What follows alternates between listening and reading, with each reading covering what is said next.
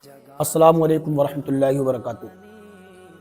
मैयत को गुस्ल देने का तरीका क्या होता है?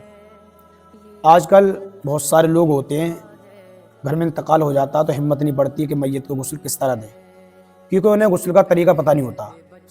तो आप देख सकते हैं ये बच्चा लेटा हुआ है और भी बहुत सारे बच्चे, इन्हें समझाने के लिए मैं आपके सामने प्रैक्टिकल तरीका, यानी मैयत को गुस्ल जो दिया जाता है उसका प्रैक्टिकल तरीका क्या होता है, आप भी अगर इस चीज़ को देखेंगे तो आप भी मैयत को गुस्ल देना सीख जाएंगे।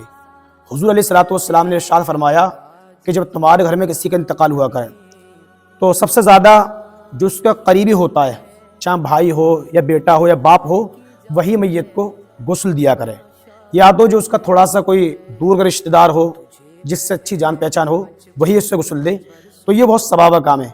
हुज़ूर ने इरशाद फरमाया जिसने मैयत को गुस्ल दिया और फिर मैयत को कफन पहनाया और फिर जनाजे में शरीक हुआ और मैयत को कब्र तक उतरवाया, तो हुज़ूर ने इरशाद फरमाया 40 गुनाह कबीरा मिटा दी जाती। सबसे पहले आपके लिए इस तरह एक टप लेना है जिसमें आप नीम गर्म पानी कर लें, न ज़्यादा गर्म हो न ठंडा हो, यानी बेरी के पत्ते उस पानी के अंदर पड़े हों।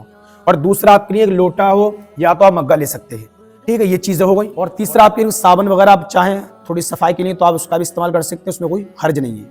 और एक होती है तौलिया, चाहे घर में चाहे मोटी चादर हो, ठीक है, उसका भी आप इस्तेमाल कर सकते हैं। और ये जो चादर है ना, ये यहाँ से इस तरीके से उधर थोड़ा पकड़ो, ये है।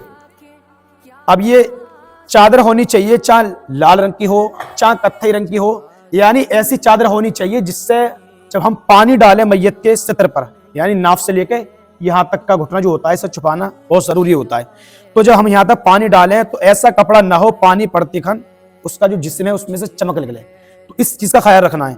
अब ये तौलिया वगैरह ऐसी है कि अगर इस पे हम ऊपर से जो पानी डालेंगे तो फिर मतलब जो जिस्म है वो चमकेगा। सबसे पहला काम ये है कि जो मैयत को गुस्ल देगा वो अपने हाथों पे दस्ताने होते जो भी है वो चढ़ा ले यहाँ तक हाथों में।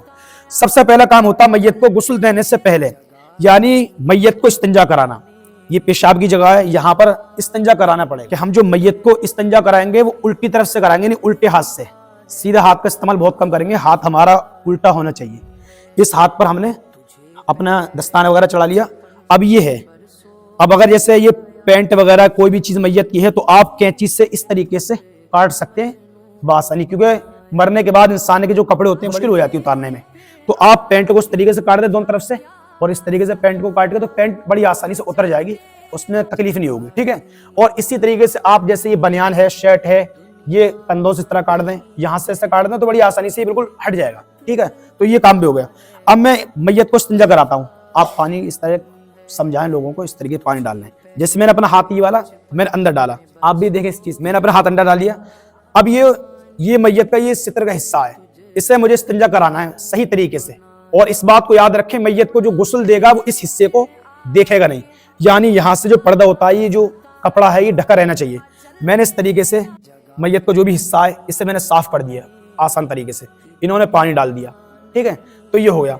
अब जो मैयत का पीछे का जो हिस्सा होता है, ठीक है, उसको भी हमें बड़ी आसानी से साफ करना है, इस्तिंजा कराना है, यानी जो गंदगी होती है वो भी निकलनी चाहिए, ठीक है। इस्तिंजा हमारा मुकम्मल हो गया। पहला काम होता है मैयत को इस्तिंजा कराना, कपड़ा वगैरह नहीं खुलना चाहिए, इस चीज का आप लोगों को ख्याल रखना है।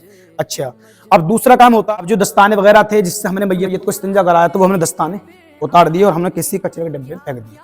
अब अपने हाथों को धो लेना है। जैसे मिसाल के तौर पे मैंने ये अपने हाथ धो लिए, गट्टे तक हाथों को धोना है। आप डालें पानी इस तरीके से, इस तरीके से ये हाथ इसके यहाँ तक धो। उसके बाद में ये वाला हाथ है, इसे भी यहाँ तक हमने धो दिया। बात समझ में आ रही है? ये हाथ हमारा धुल गया। दो काम हो गए, इस्तिंजा करा दिया, ठीक है, हाथ धो दिए। तीसरा काम है रुई वगैरह होनी चाहिए, बल्कि रुई से मैयत के जो दांत होते हैं इन्हें साफ कर देना चाहिए। इस तरीके से रुई से हमने साफ कर दिया। अब रुई हमने ये फेंक दी, दूसरी रुई हमने और ले ली। उससे नाक के नथुने जो होते हैं ये भी अंदर का ये साफ करना है, क्योंकि मैयत को ना तो कुल्ली कराते ना तो नाक में पानी चढ़ाते। इस चीज का आपको ख्याल रखना है, ठीक है। हम लोग तो गुस्ल में ये काम करते हैं, क्योंकि हमारे गुस्ल में मैयत के गुस्ल में ये फर्क होता है कि हम जब गुस्ल करते हैं नाक में पानी चढ़ाते हैं और कुल्ली भी करते हैं, लेकिन मैयत को ऐसे नहीं करना है, बल्कि रुई भिगो के दांतों को साफ कर देना है और दूसरी रुई से नाक साफ करके नाक के अंदर रुई लगा देनी है, ठीक है। इतना काम हमारा हो गया। अब जो काम आता है हमें मैयत का चेहरा धुलाना। अब आप पानी डालें, जैसे मैं मैयत का चेहरा धुला रहा हूं इस तरीके से, मैंने साफ करके मैयत का चेहरा धुला दिया। इसको भी आप याद रखें, जब मैयत का आप चेहरा धुलाएंगे तो ज्यादा जोर से चेहरे को मसलेंगे नहीं। जिस तरह हम अपने मतलब हयाती जिंदगी में अपने चेहरे को धोते हैं, तो मैयत को ऐसे नहीं धुलाना, बल्कि बड़े प्यार से ये काम करना है। ठीक है भाई, बहुत प्यार से। ये चेहरा धुलाने के बाद हमें मैयत के सीधे हाथ को धोना, कोनियों तक पानी डालें आप। जैसे ये कोनी है, यहां से लेकर यहां तक हम सीधे हाथ को धो लेते हैं। उल्टा हाथ हमें कोनियों तक धोना है, इस तरीके से। ये हमारा उल्टा हाथ भी कोनियों तक धुल गया। 2-3 बार पानी आप डाल दें तो वो सुन्नत भी अदा हो जाएगी। ठीक है, अब होता है चौथा हिस्सा का जो हम मसा करते हैं, वो भी हमें ये तो मसा कराना है। तो मसा जो हम करते हैं, तो पहले हम अपने हाथों में पानी डालिए हल्का सा, ठीक है, हाथ भिगो लिए।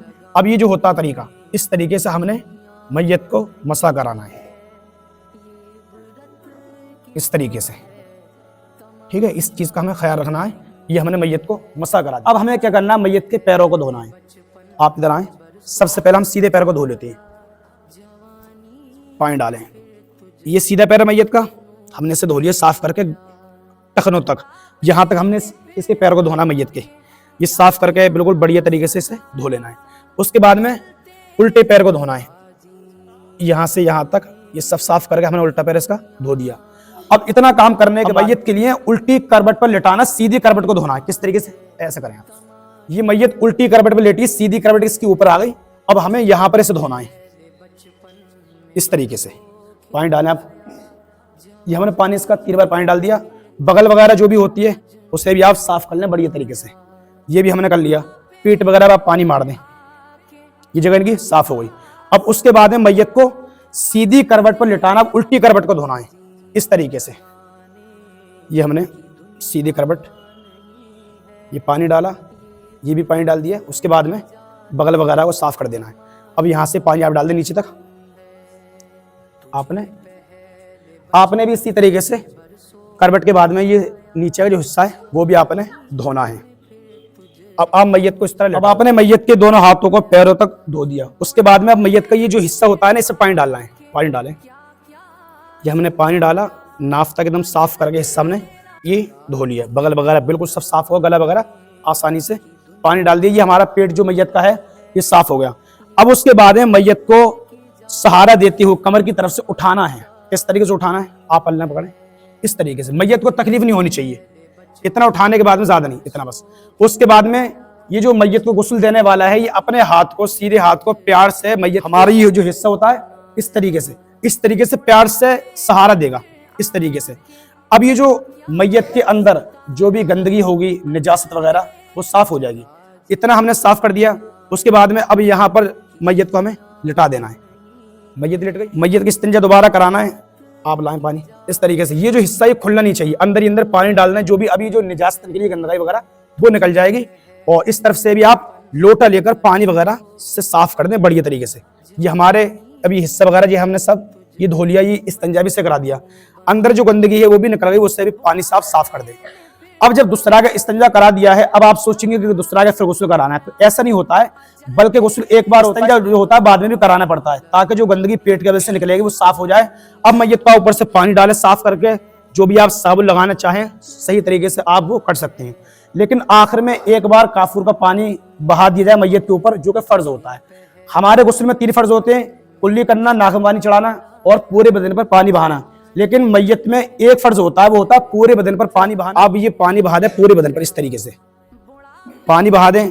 अगर मिसाल के तौर पर पीठ अगर सूखी रह गई है तो उससे भी आप धो सकते हैं। ठीक है, चेहरे वगैरह पे थोड़ा बहुत मतलब गर्द गुबार, तो साबुन का आप इस्तेमाल कर सकते हैं। सर वगैरह पे भी, तो इसमें कोई हर्ज नहीं है। इस तरीके से आप साफ कर सकते हैं, इसमें कोई हर्ज नहीं, साबुन का आप इस्तेमाल कर सकते हैं। आपने सीखा, ये होता है मैयत को गुस्ल देने का प्रैक्टिकल तरीका।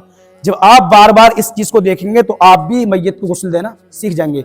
और ये बड़े सवाब का काम है मैयत को गुस्ल देना।